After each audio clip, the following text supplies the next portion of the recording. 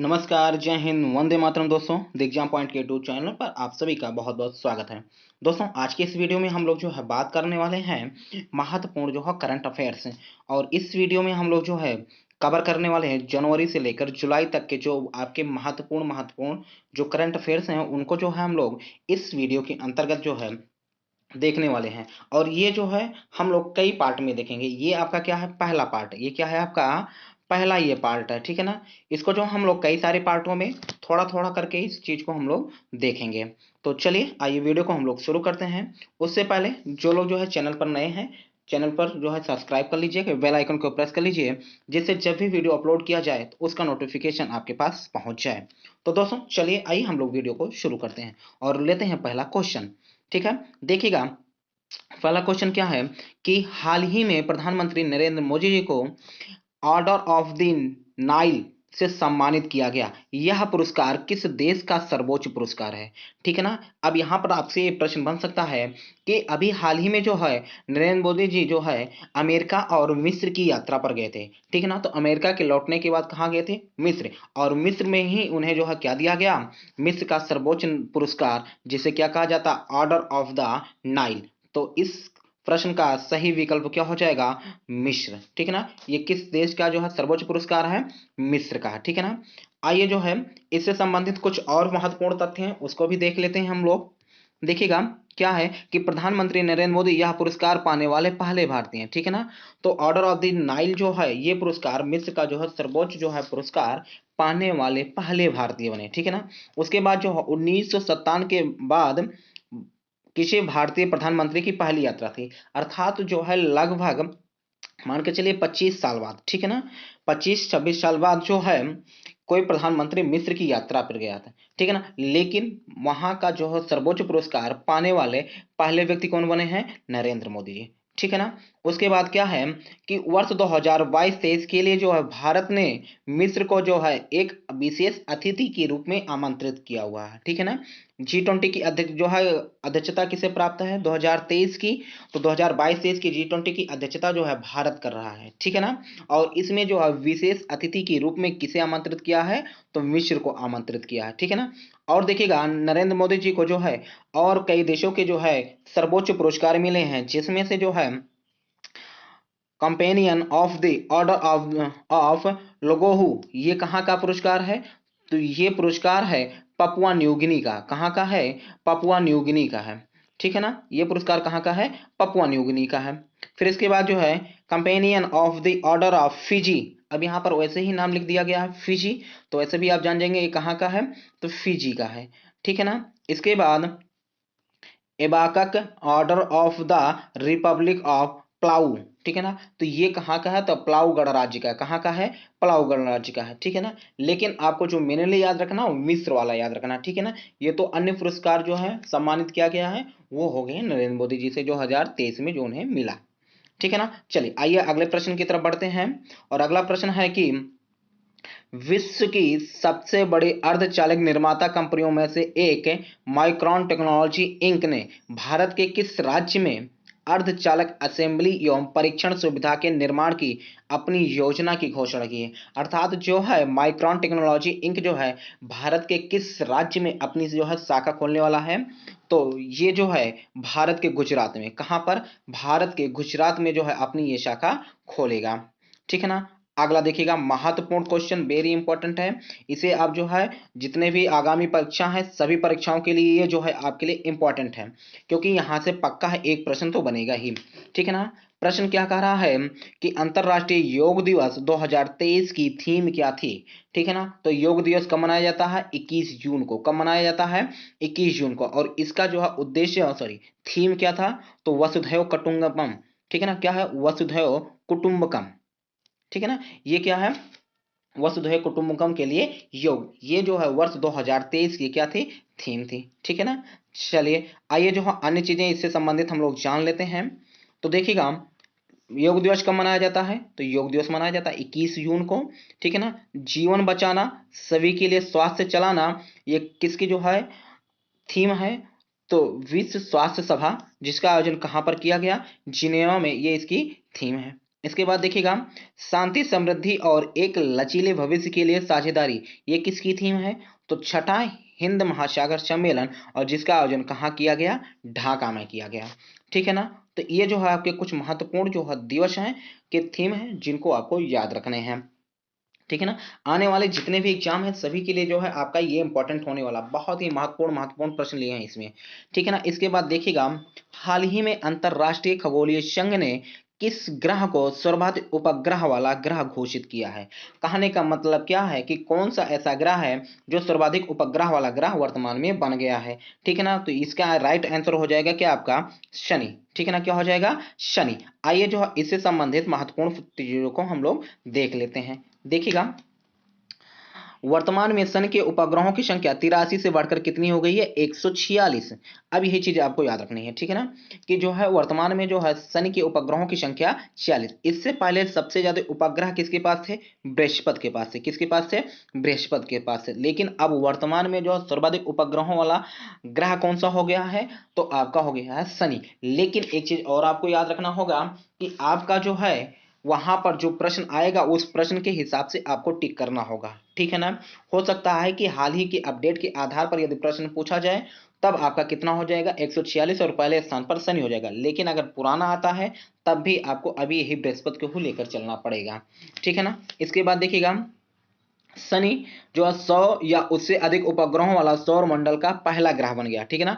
ऐसा ग्रह देखिएगा, सौर मंडल में स्थित एकमात्र ऐसा ग्रह है जिसके पास जो है 100 या उससे ज्यादा उपग्रह है, और वो ग्रह कौन सा है? शनि। इस बार जो है कितने नए उपग्रहों की खोज की गई है? तो 63 नए उपग्रहों की खोज की गई है। और शनि का सबसे बड़ा उपग्रह क्या है? टाइटन, जो सौर मंडल का दूसरा सबसे बड़ा उपग्रह है। ठीक है ना। तो जो टाइटन है ये सौर मंडल का दूसरा सबसे बड़ा उपग्रह है। पहला क्या है? तो ज्ञानीमेड है। ठीक है ना। पहला क्या है? ज्ञानीमेड, जो कि बृहस्पति का सबसे बड़ा उपग्रह है। तो आइए जो है देख लेते हैं अन्य जो है ग्रहों के उपग्रहों की संख्या कितनी है। तो देखिएगा, बृहस्पति, तो बृहस्पति के पास कितने हैं? 95। यूरेनस के पास कितने हैं? 27। नेपच्यून के पास कितने हैं? 14। मंगल के पास कितने हैं? 2। पृथ्वी के पास 1। और शुक्र और बुध के पास एक भी उपग्रह नहीं है। अब यहां से आपका प्रश्न बनता है। प्रश्न क्या बनता है कि किस ग्रह के पास अपना कोई भी उपग्रह नहीं है? ठीक है ना। तो किसके पास? शुक्र और बुध के पास अपना कोई उपग्रह नहीं है। ठीक है ना। चलिए, ये तो हो गए क्या शनि से संबंधित या जो भी अपडेट हैं उससे संबंधित तथ्य। आइए जो हम लोग अगले प्रश्न की तरफ बढ़ते हैं, और मोस्ट मोस्ट मोस्ट इंपॉर्टेंट प्रश्न है ये आपके लिहाज से। ठीक है ना। क्योंकि आपका ये जो है इससे पहले क्वेश्चन आपके बनेंगे। ठीक है ना। क्या पूछ रहा है कि हाल ही में जारी टॉप 500 सबसे तेज सुपर कंप्यूटर में भारत का सबसे तेज कंप्यूटर कौन बन गया है? ठीक है ना। वर्तमान में जो है भारत का सबसे तेज कंप्यूटर कौन सा है? ठीक है ना। तो हाल ही में जो जारी आंकड़ा किया निकाला गया है उसमें जो है एरावत, ठीक है ना, उसमें जो है एरावत ये भारत का सबसे तेज सुपर कंप्यूटर बन गया। विश्व का सबसे तेज सुपर कंप्यूटर कौन सा है? फ्रंटियर। दूसरे नंबर पर क्या है? फुगाकू। ठीक है ना। चलिए आइए इसके बारे में हम लोग डिटेल से जान लेते हैं। देखिएगा, यहां पर आप बड़े आराम से इत्मीनान से समझ लीजिए इसको। देखिएगा, क्या है कि विश्व के सबसे तेज कंप्यूटर में सबसे नंबर एक क्या है? फ्रंटियर है, जो कि किस देश का है? अमेरिका का। दूसरा क्या है? फुगाकू, वो किस देश का है? जापान का है। तीसरा है लूमी, ये किस देश का है? फिनलैंड का है। ठीक है ना। तो इसको आप याद रखिएगा कि विश्व का सबसे तेज सुपर कंप्यूटर कौन सा है? फ्रंटियर। ठीक है ना। अब आइए हम लोग जो है भारत की बात कर लेते हैं। किसकी बात कर लेते हैं हम लोग? भारत की बात कर लेते हैं। ठीक है ना। तो देखिएगा, भारत का सबसे जो है तेज सुपर कंप्यूटर कौन सा है? एरावत। इससे पहले क्या था? परम सिद्धि। ठीक है ना। लेकिन अब क्या है? एरावत। और ये कहाँ स्थापित है? पुणे में स्थापित है। ठीक है ना। दूसरा क्या है? परम सिद्धि। और इसको जो है 500 की श्रेणी में कैसे स्थान पर रखा गया? 131वें स्थान पर। और ये कहाँ स्थित है? पुणे में। तीसरा प्रत्यूष है, और चौथा क्या है? मिहिर है। ठीक है ना। तो ये भारत के जो है 4 सबसे तेज कंप्यूटर जो विश्व के टॉप 500 कंप्यूटर में शामिल किए गए। ठीक है ना। चलिए आइए जो है अगले प्रश्न की तरफ हम लोग बढ़ते हैं। और अगला प्रश्न क्या है आपका कि केंद्रीय जल शक्ति मंत्रालय द्वारा जारी जल निकाय रिपोर्ट में सबसे ज्यादा जल निकायों वाला राज्य कौन सा बना है? ठीक है ना। देखिएगा जल निकाय का मतलब हो गया कि किस राज्य में तालाबें ज्यादा हैं, झीलें ज्यादा हैं, जलप्रपात ज्यादा हैं, नदियां ज्यादा हैं, ठीक है ना। तो इन सभी के माध्यम से जो जल के प्रमुख निकाय हैं, जो जल के विभिन्न स्रोत हैं, उनकी गणना की गई है। और उनकी गणना में सबसे ज्यादा जो है जल निकाय किस राज्य में मिले हैं, तो सबसे ज्यादा जल निकाय मिले हैं पश्चिम बंगाल में, उसके बाद तमिलनाडु में, उसके बाद केरल में और उसके बाद उत्तर प्रदेश में, ठीक है ना। अगर वैसे बात की जाएगी तो सबसे ज्यादा जो है जल निकायों की संख्या किसका है, तो तालाबों का है। किसका है, तालाबों का है। इससे संबंधित और महत्वपूर्ण तथ्यों को देख लेते हैं। अगला क्या पॉइंट क्या है इसमें कि जो है भारत में, ठीक है ना, किसमें, भारत में पहली बार जल जनगणना, भारत में पहली बार जल जनगणना की गणना जल शक्ति मंत्रालय द्वारा की गई, ठीक है ना। तो जो है जल निकायों की जो गणना की गई है, ये किसके द्वारा की गई है, जल शक्ति मंत्रालय के द्वारा की गई है। और उसके बाद जो है भारत में जो है वैश्विक जल संसाधनों की मात्र 4% ही मात्रा विद्यमान है।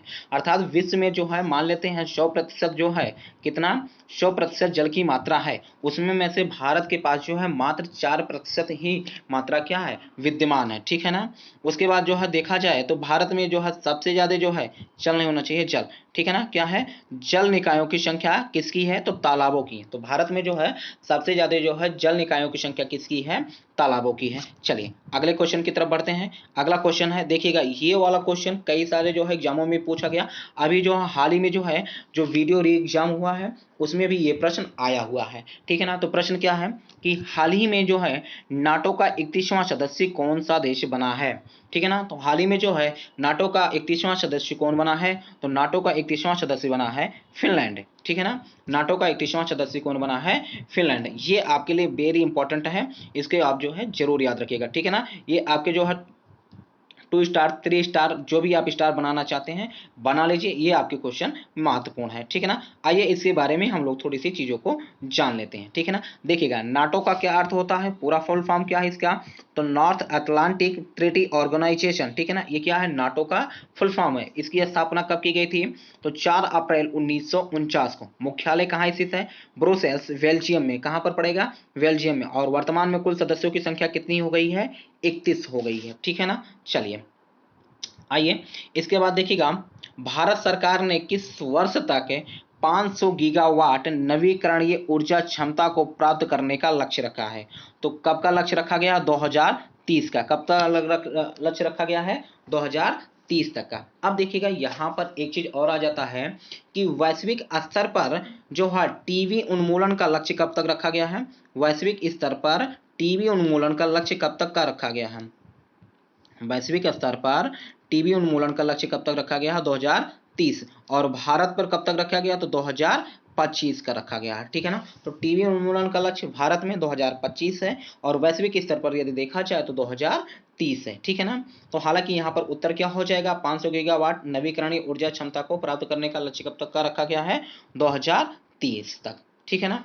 आइए जो है कुछ महत्वपूर्ण जो है आगामी लक्ष्य को देख लेते हैं, ठीक है ना। जिसमें से जो है आपका पहला है उर्वरक के क्षेत्र में आत्मनिर्भर बनने का लक्ष्य कब तक का रखा गया है, तो 2023 का। कब तक रखा गया है, 2023 तक का। उसके बाद क्या है, सभी के लिए आवास मुहैया कराने का लक्ष्य कब तक का रखा गया है, 2024, ठीक है ना। उसके बाद जो है कृषि में शून्य डीजल उपयोग तथा नवीकरणीय ऊर्जा के इस्तेमाल का लक्ष्य कब तक का रखा गया है, 2024 तक का रखा गया है, ठीक है ना।